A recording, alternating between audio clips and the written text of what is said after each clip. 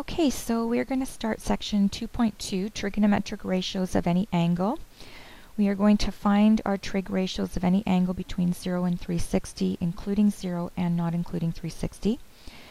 Consider that theta is any angle in standard position, and P, with coordinates of x and y, is any point on its terminal arm at a distance r from the origin.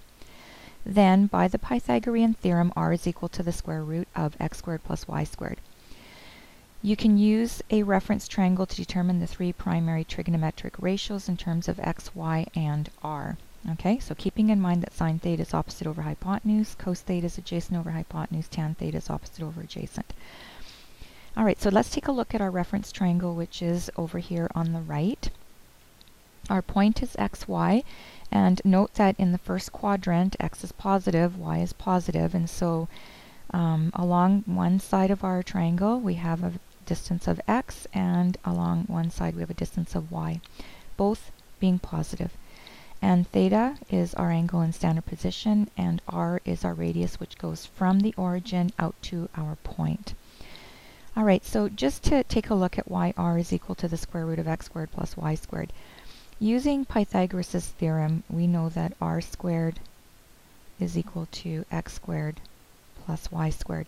And if I want to solve for r squared, that means I want to take the square root of both sides, and so I get r is equal to the square root of x squared plus y squared. Okay, now r is always considered positive, which is why we don't put plus and minus in front of our root bracket. Okay, alright, so let's take a look at why sine of theta is y over r. If you look at your diagram, here's our angle, and opposite to our angle is y. And so because sine is opposite over hypotenuse, we go y over r, and so in the first quadrant sine of theta is y over r. And cos of theta is x over r because the side adjacent to theta is x, and so by definition cos of theta is adjacent over hypotenuse, so therefore x over r. And tan of theta is by definition opposite over adjacent, so opposite being y, adjacent being x, therefore y over x. Now the chart below summarizes the signs of the trig ratios in each quadrant. In each, the horizontal and vertical lengths are considered as directed distances. That means that they are positive or negative, okay, depending on which quadrant the point P is in.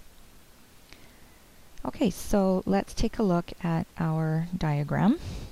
We'll start in the first quadrant. We already know from above that sine theta is y over r, cos theta x over r, tan of theta is y over x. Both the coordinates x and y are positive in the first quadrant, so that means that each of your trig ratios must be positive. And so we say sine of theta is greater than 0, cos of theta is greater than 0, tan of theta is greater than 0. And remember, when we say greater than 0, we mean positive. Okay? Alright, so let's take a look at what happens in the second quadrant. Now your point is negative x and y, because in the second quadrant, x is negative and y is positive. And so when we go to work out our trig ratios, we need to keep in mind that the x is negative and the y is positive. Alright, so our angle now is in the second quadrant, which means that this is our reference angle, okay, theta subscript r, and opposite to that is y, and adjacent to that is x. So sine of theta is opposite over hypotenuse, so y over r. Cos of theta is adjacent over the hypotenuse. So in this case, notice your x is negative, so negative x over r. And tangent of theta is opposite over adjacent, so y over negative x. So take a look. Your sine theta is positive, so greater than 0. Your cos of theta is negative, right? Because you've got negative x over r. So now cos of theta in the second quadrant is negative. And tangent of theta is also negative because you're dividing y by a negative x, and so tan of theta is negative. So the only trig ratio in the second quadrant that's positive is sine. The other two are negative. All right, let's see what happens in the third quadrant. Now, any point in the third quadrant has a negative x value and a negative y value. Okay, so we're now taking a look at this angle here, the red arrow, and so our reference angle is right here. Opposite to that is negative y, and adjacent to that is negative x. So now our sine of theta is opposite negative y over the radius, which is r, the hypotenuse, which is r, and so negative y over r. So take a look, sine of theta is negative, so less than 0. Cos of theta is adjacent over hypotenuse, so in this case negative x over r, and take a look, because x is negative, our cosine is still negative in the third quadrant. But look at our tan. It's opposite over adjacent, so negative y over x, and remember, a negative divided by a negative is a positive, and so tangent is now positive in the third quadrant, and the only trig ratio that's positive in the third quadrant, the other two being negative. Okay, let's take a look in the fourth quadrant. We have a point now where x is positive and y is negative, which is true for any point in the fourth quadrant. And our angle now goes almost a full circle. Our reference angle is right here, and so our opposite is negative y, and our adjacent is positive x. Okay, so what does that do to the signs on our trig ratios? Okay, well, sine of theta is negative y over r, okay, because opposite over hypotenuse, and so our sine is negative. Cos of theta is x over r.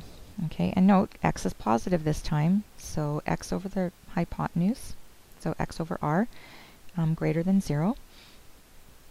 And tan of theta is negative y over x, so opposite over adjacent, and therefore negative, because we only have one coordinate, which is negative, and so tan of theta is less than 0.